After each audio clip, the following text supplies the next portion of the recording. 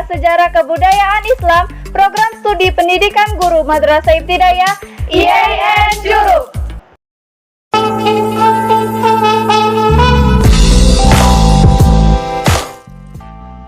Saya Ade Fitria. Hai, saya Bella Wijaya. Saya Zalidi Putri. Saya Hani Fitriani. Hai, saya Nur Lestari. Hai, nama saya Intan Diana. Saya Alisa Sentiastri.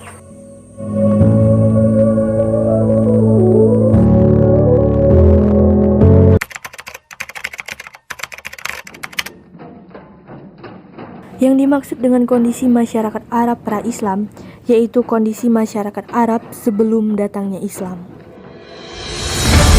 Kehidupan bangsa Arab sebelum datangnya Islam dikenal dengan istilah jahiliyah.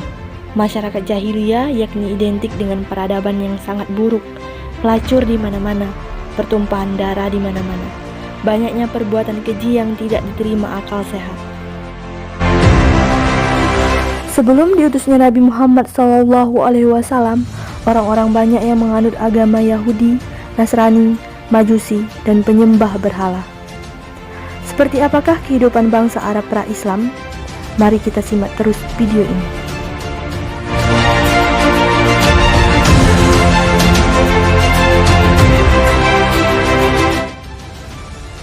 Jazirah Arab mirip dengan sebuah pulau karena ia terletak antara 3 lautan, yaitu Laut Merah bagian barat, Teluk Persia bagian timur, sekarang Teluk Arab karena 6 negara Arab berada di sana, dan Samudra India bagian selatan.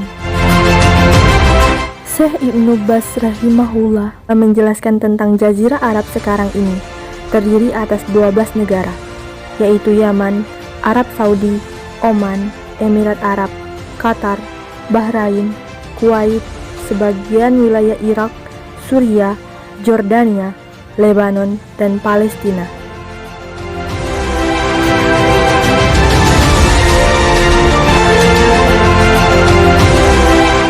Dahulu, wilayah bagian utara jazirah ini dikuasai oleh para raja yang tunduk di bawah kerajaan Romawi, sedangkan bagian timur dikuasai oleh para raja yang tunduk di bawah kerajaan Persia, atau sekarang disebut Iran, dan bagian selatan dikuasai oleh para raja Yaman dari kaum Tuba.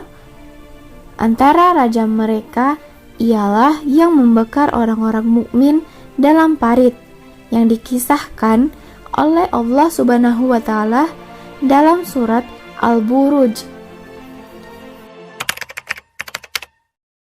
Bismillahirrahmanirrahim. Was-samaa'i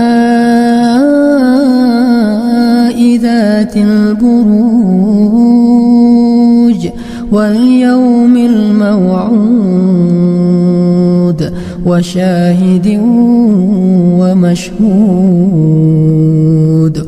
Qutila ashabul ukhdud النار ذات الوقود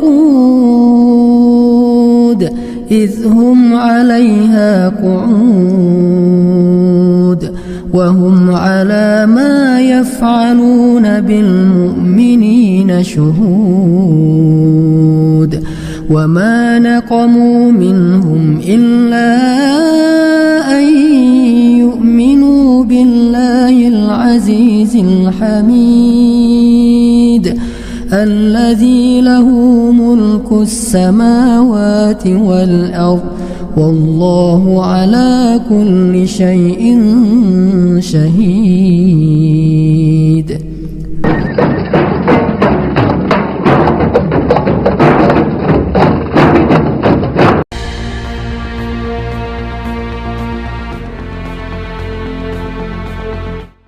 Adapun di tengah-tengah Jazirah Arab, yaitu Mekkah, Madinah, dan Taif atau Hijaz, tidak pernah dijajah atau dikuasai oleh Romawi, Persia, maupun kerajaan Yaman. Ini sebagai rahmat dari Allah karena ia merupakan tempat yang mulia, tempat munculnya fajar Islam yang dijaga oleh Allah Subhanahu wa Ta'ala dari tangan-tangan para penjajah dari manapun.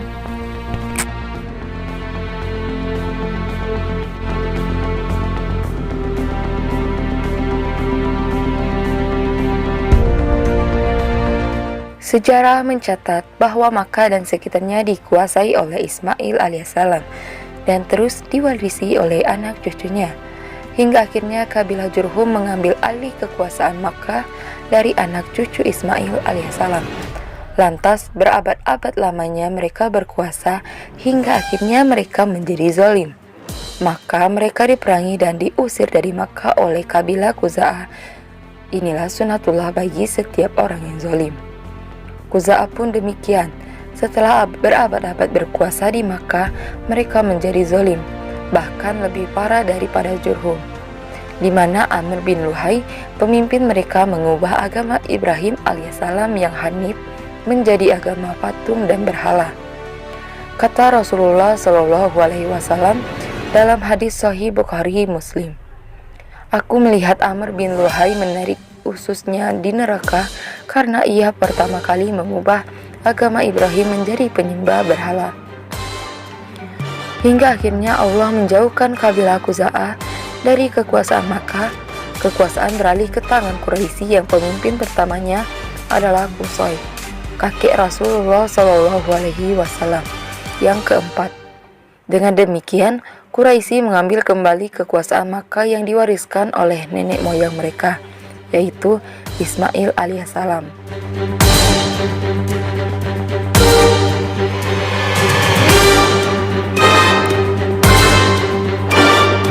Kehidupan bangsa Arab tanpa wahyu ilahi berlangsung dalam waktu yang sangat lama, yaitu antara Nabi Ismail alaihissalam hingga Nabi Muhammad SAW. Oleh karenanya, timbullah kebiasaan adat istiadat yang sangat buruk. Walaupun di sana masih ada kebiasaan-kebiasaan yang baik, tetapi telah tenggelam dalam kejelekan-kejelekan mereka. Di antara kebiasaan-kebiasaan buruk mereka ialah berjudi, minum khamr, dan saling berlomba dan berbangga-bangga dalam harganya yang mahal. Selanjutnya, nikah istibdo, yaitu istri seseorang suci dari haid lalu mereka mencarikan orang-orang mulia untuk menggaulinya dengan harapan agar ia melahirkan anak yang mewarisi sifat-sifat kemuliaan dari laki-laki yang menggauli tersebut.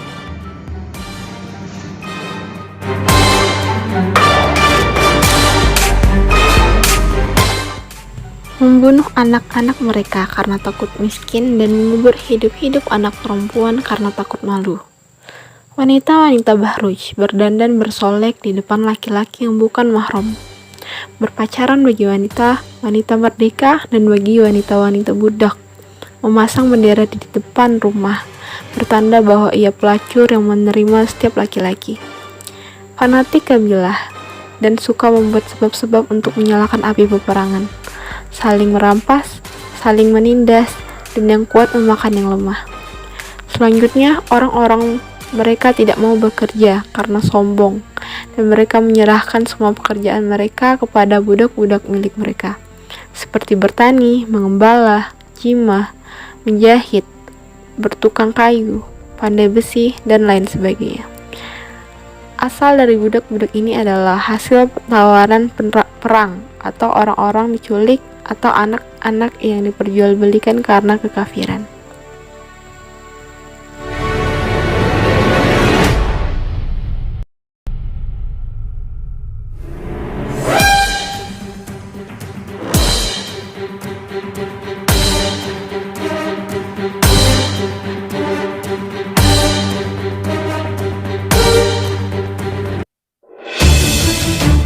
Kebaikan mereka diantaranya jujur dalam ucapan, tepat janji, menjamu tamu, memberi perlindungan bagi yang membutuhkan, berani dan tidak mau dihinakan oleh kaum yang lain, menghormati tanah haram dan bulan-bulan haram.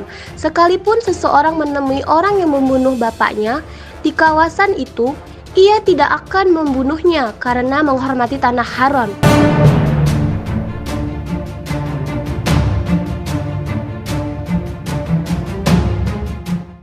Mekah berada di tengah lembah tanpa tumbuhan.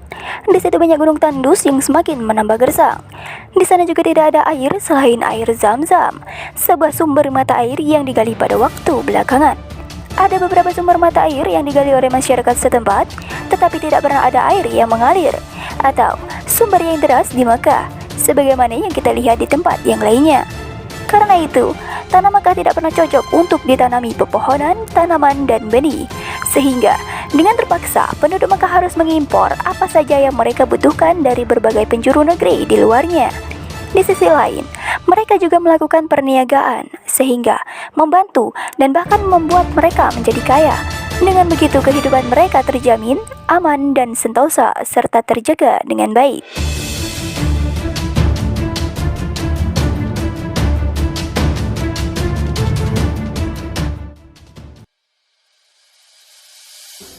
Ibroh yang dapat diambil.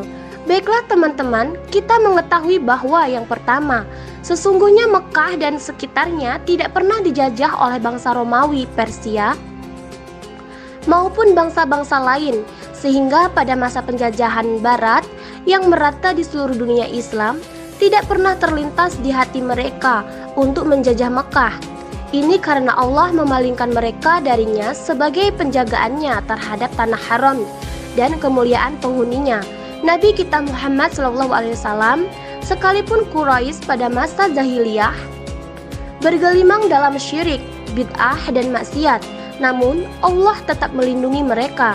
Contoh yang paling besar dalam hal ini adalah serangan Abrahah dan tentaranya terhadap Ka'bah yang dihancurkan oleh Allah. Yang kedua, sesungguhnya kezoliman tidak pernah abadi di permukaan bumi ini, walaupun ia agak lama namun pasti akan berakhir. Yang ketiga, sifat-sifat tercela sama halnya dengan sifat-sifat terpuji, tidak pernah lepas darinya suatu umat manapun. Namun yang menjadi ibrah adalah sifat-sifat yang umum, yang mendominasi. Maka kapan saja suatu umat secara umum memiliki sifat-sifat yang terpuji, maka umat atau masyarakat tersebut dianggap sebagai umat yang solih dan maju. Dan kapan saja suatu masyarakat secara umum memiliki sifat-sifat tercela, maka umat tersebut rusak, hina, dan mundur.